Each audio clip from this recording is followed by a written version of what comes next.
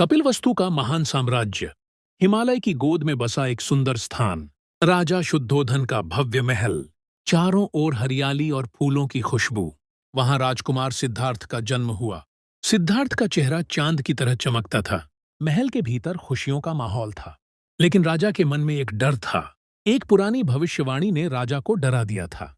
भविष्यवाणी थी कि सिद्धार्थ दुनिया छोड़ देगा। वह एक बड्ढा सन्यासी और बुद्ध बनेगा।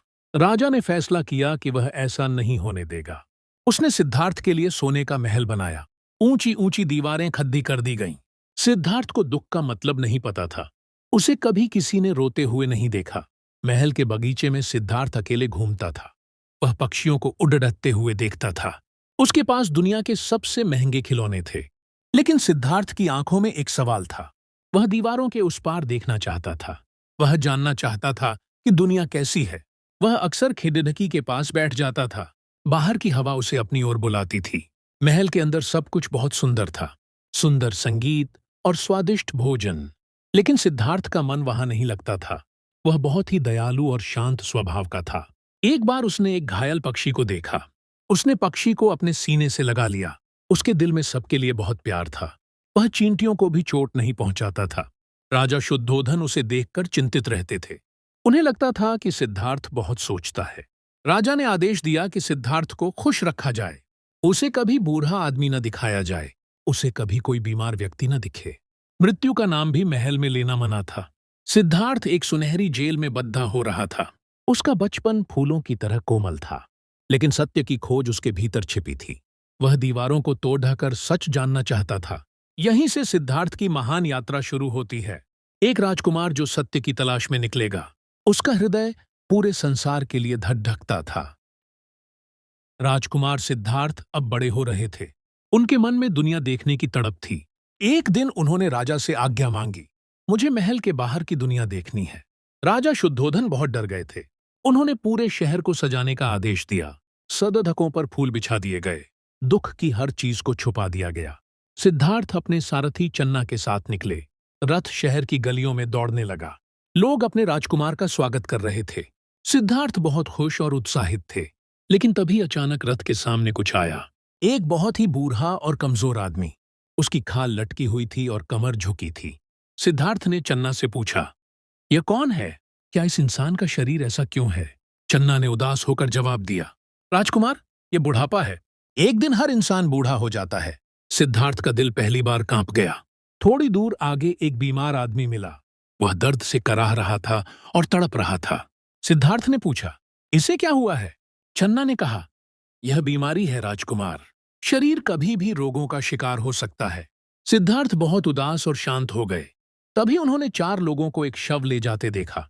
लोग रो रहे थे और दुखी थे। सिद्धार्थ ने पूछा, वह आदमी सो क्यों रहा है? चन्ना ने कहा, वह सोया नहीं है, वह मर गया है। मृत्यु जीवन का अंतिम सत्य है। जो पैदा हुआ है उसे एक दिन मरना ही है। सिद्धार्थ का हृदय पूरी तरह टूट गया। महल की सारी खुशियां उन्हें फीकी लगीं। उन्होंने पूछा, क्या इस दुख से बचने का रास्ता है? तभी उन्होंने एक सन्यासी को देखा। उसके चेहरे पर एक अद्भुत शांति थी। वह बिना किसी संपत्ति के भी खुश था। सिद्धार्थ ने समझ लिया कि सत्य बाहर है। महल की दीवारें अब उन्हें काट रही थीं। उस रात सिद्धार्थ सो नहीं सके। बुढ़ापा, बीमारी और मौत उनके सामने थे। संसार का दुख उन्हें पुकार रहा था। उन्होंने सत्य को खोजने का संकल्प लिया। राजकुमार अब एक नई राह पर चलने वाले थे। आधी रात का समय था। पूरा महल गहरी नींद में डूबा था। चांद की रोशनी दीवारों पर पड़ीडीएच रही थी। सिद्धार्थ अपने बिस्तर पर जाग रहे थे। उनके कान में दुनिया का दुख गूंज रहा था। उन्होंने अपनी पत्नी और बेटे को देखा। वे दोनों बहुत शांति से सो रहे थे। सिद्धार्थ का दिल ममता से भर गया, लेकिन उनके भीतर एक बद्धी पुकार थी, अगर मैं आज नहीं गया तो कभी नहीं जा पाऊंगा। सत्य की खोज परिवार के मोह से बद्धी थी। सिद्धार्थ ने चुपचाप कमरे का दरवाजा खोला। उन्होंने अपने सारथी चन्ना को जगाया। चन्ना, मेरे घोड़े कंथक को तैयार करो। चन्ना की आंखों में आंसू आ गए। राजकुमार, आप यह क्या कर रहे हैं? इतना बड़ा सुख और राज्य क्यों छोड़ रहे हैं? सिद्धार्थ ने धीमे स्वर में कहा, मैं बुढ़ापे और मृत्यु का हल ढूंढने जा रहा हूं। मैं तब तक नहीं लौटूंगा जब तक सत्य न मिल जाए। दोनों चुपचाप महल के द्वार तक पहुंचे। भारी दरवाजे बिना किसी आवाज के खुल गए। सिद्धार्थ ने अपने महल को आखिरी बार देखा। वही महल जहां उनका बचपन बीता था, वही दीवारें जिन्होंने उन्हें छुपा कर रखा था। घोड़ा कंथक तेज गति से जंगल की ओर दौड़ा। नगर की सीमा पार करते ही सिद्धार्थ रुके। उन्होंने अपने कीमती राजसी वस्त्र उतार दिए।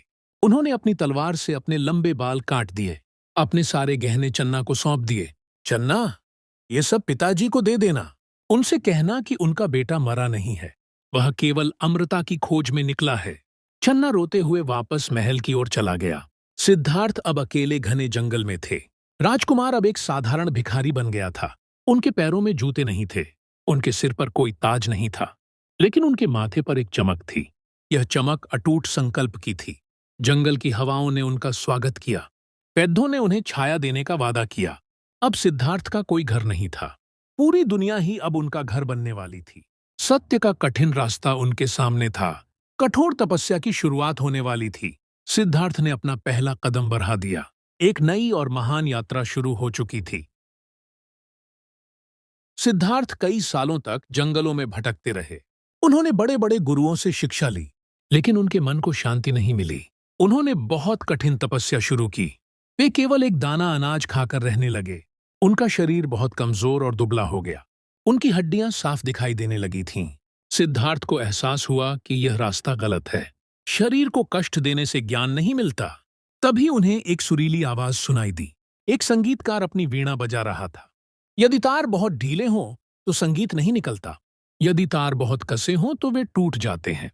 सिद्धार्थ समझ गए कि मध्यम मार्ग ही सही है। वे गया कि एक विशाल पीपल के पेड़ के नीचे बैठे। आज मैं यहां से सत्य पाए बिना नहीं उठूंगा। वे गहरे ध्यान की अवस्था में चले गए। उनके मन में कई तरह के विचार और लालच आए, लेकिन सिद्धार्थ चट्टान की तरह डटे रहे। चांदनी रात ढल रही थी और सुबह होने वाली थी।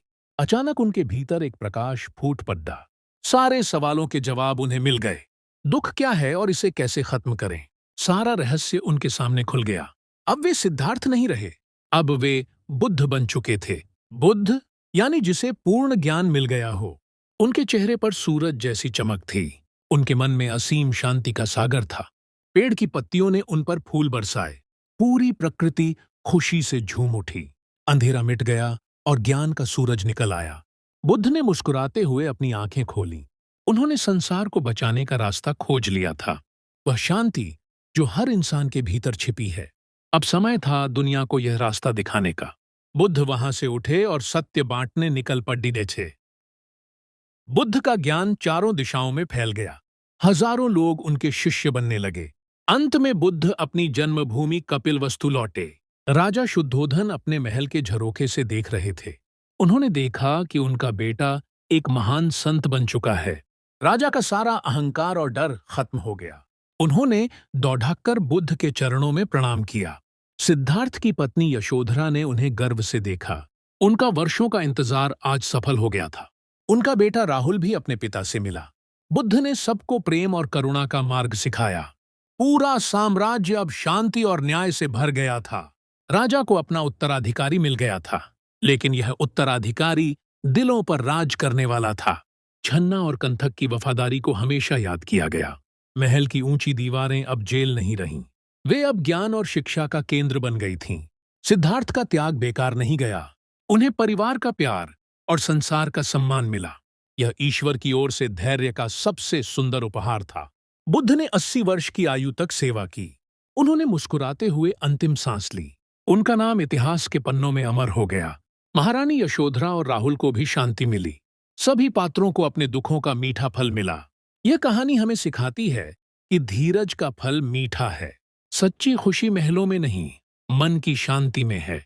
यहीं बुद्ध की महान यात्रा का सुखद समापन होता है। संसार को एक नया रास्ता और नई आशा मिल गई।